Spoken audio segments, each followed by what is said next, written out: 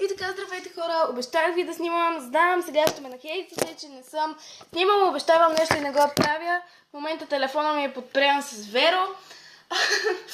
Така, обещах ви да снимам следобедна рутина, но просто нямаш как, защото всъщност аз се снимах, обаче в последния момент ми падна батерията и като ми падна батерията, просто клипчето самичко реши да се изтрие.